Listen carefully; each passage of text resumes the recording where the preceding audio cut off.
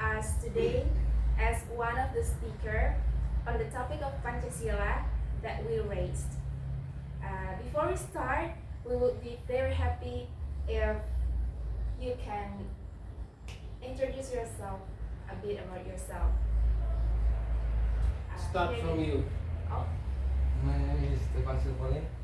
I'm from East Flores in Solo. Okay, good. And I'm Sister Maria. I come from Lembaga. Okay, and I myself, Pak Bernard. I am a lecturer at English Study Program. how are you today? I'm feeling good, thank you. And how are you? We are very, very good. Sister, are you good? Yes, very well. So, we already prepared 3 questions, and now we start with the first question. Will delivered by my friend. Okay, thank you. My first question. Could you please say it a bit louder because probably the voice. Oh, okay. Okay, Mr. Bernard. What are your views regarding the implementation of Pancasila in Indonesia? Good. This is very challenging questions, yeah. But first of all, I'd like to appreciate your lecturer. Who is your lecturer? Miss Donna. Miss Donna. Yeah. This is very good, Miss Donna. Thank you very much for assigning students, menugaskan students to have an interview or a small talk about Pancasila in English. That's very good, brilliant point. So terima kasih supaya anak-anak muda yang generations also know about Pancasila not only in bahasa Indonesia but also in English. So cool. Well, about my point of view regarding Pancasila, I think Pancasila is crucial, is important, is significant for Indonesian people. Yeah, we should be proud of, kita harus bangga that we have Pancasila. Because Indonesia is the only one country in the world that declared God, Tuhan, as the basis of their belief, as the basis of their life guidance.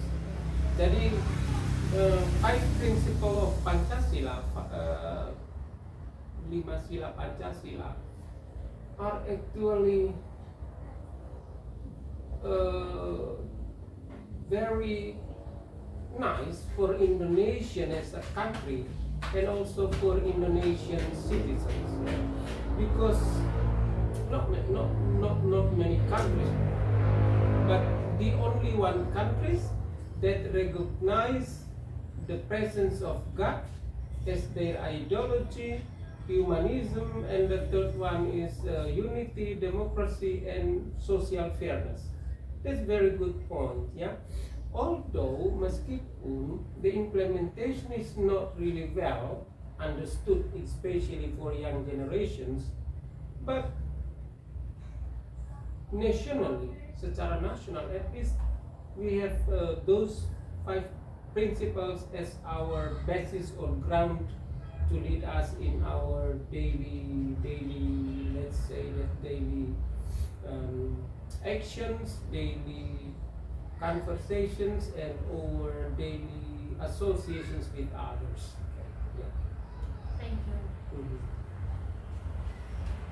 And the next question will delivered by Steve. The question is, how do we respond to our current situation where the values or Pancasila are ignored by the majority of young people? Yes, that is very good point. I don't think that those values, nilai-nilai Pancasila, are ignored by young generations. They do not ignore. They are not well taught about it. mereka tidak diajarkan dengan baik. Bukan karena ignorance. Ignorance itu artinya mereka diajarkan tapi mereka tidak tahu. No, for me, young generations are not well taught, tidak diajarkan dengan baik tentang nilai-nilai Pancasila. So, berapa banyak butir Pancasila yang kamu tahu? There are 5. Nah, itu kan 5 sila. Yeah. Tiap sila itu kan ada butir-butir Pancasilanya, butir pengamalannya. Ada berapa coba? Ya, you don't know. It doesn't mean that you ignore the values of Pancasila. Ada 47 butir Pancasila. Sila pertama sendiri ada 7 butir. Ya. Sila kedua sekitar 9 butir. Ya. Nah, itu butir-butir Pancasila itu yang menjadi guidance. Misalnya, sila pertama butir 1 itu dia bilang kita harus saling menghormati sesama pemeluk agama yang berbeda. Toleransi kepada agama-agama lain yang sedang menjalankan ibadah. Kemudian hormati orang sesama pemeluk agama. Kemudian I mean that the first principle of Pancasila, Pancasila pertama, all about tolerance, teaches us about tolerance. And the second principle of Pancasila teach us about how we mingle, bergaul dengan orang, tapi mementingkan humanism, kemanusiaan, mementingkan nilai-nilai kemanusiaan dan keadilan itu di atas kepentingan pribadi. Kemudian misalnya sila ketiga itu mementingkan kepentingan bersama daripada kepentingan diri sendiri dan golongan. So, I mean that nilai-nilai Pancasila itu tidak diajarkan dengan baik. Kalau dulu, in my era, itu kami punya pendidikan moral Pancasila. Di eranya kalian pendidikan apa tentang Pancasila? Mata pelajaran apa kalau di SMP? SMA sorry. Apa itu PPKN? Pendidikan Pancasila dan kewarganegaraan. Pendidikan Pancasila dan kewarganegaraan. Okay, so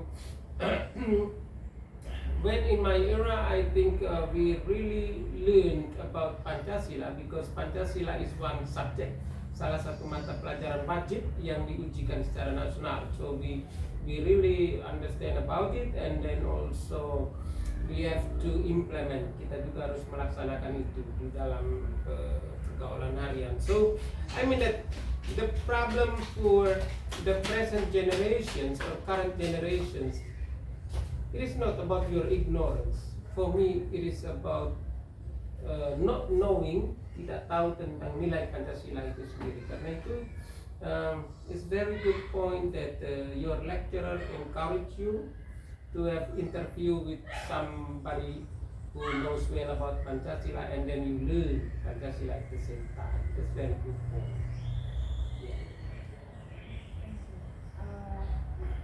Okay, as you say that it's not about the ignorance. So, what is based on your own opinion?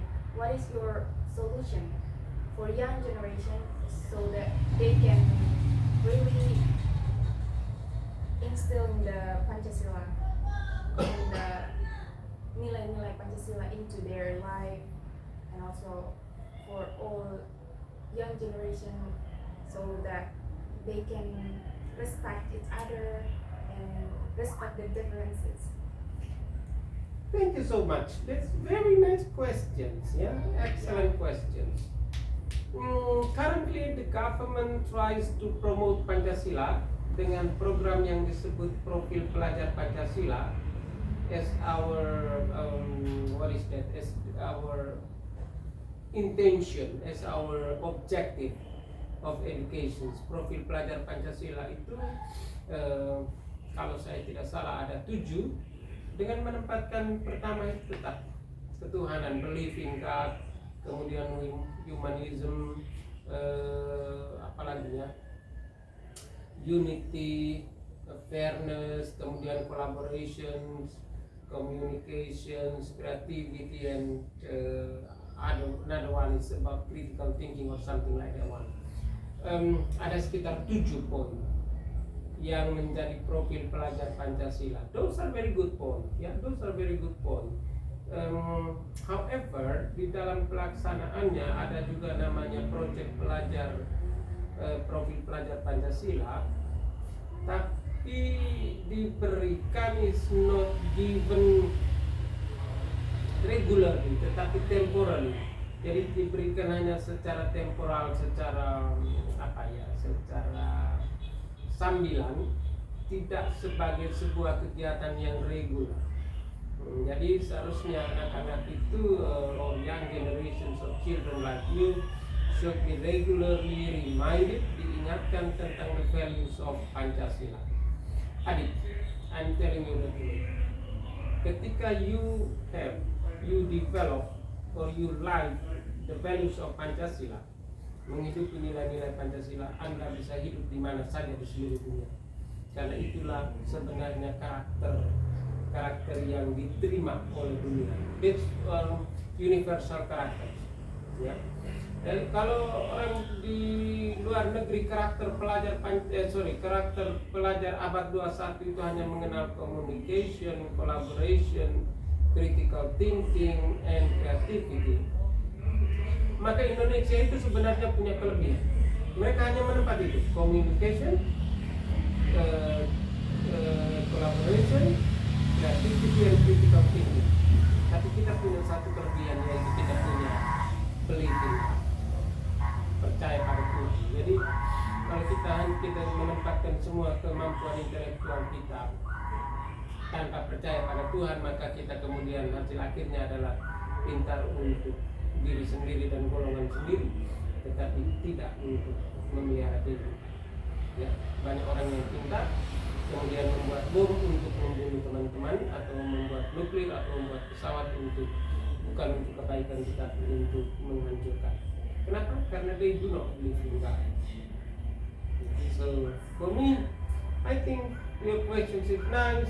Anak-anak harus didorong untuk memahami betul nilai-nilai Pancasila. Sudah ada 47 butir Pancasila, itu kalau dihafalkan kemudian diamalkan.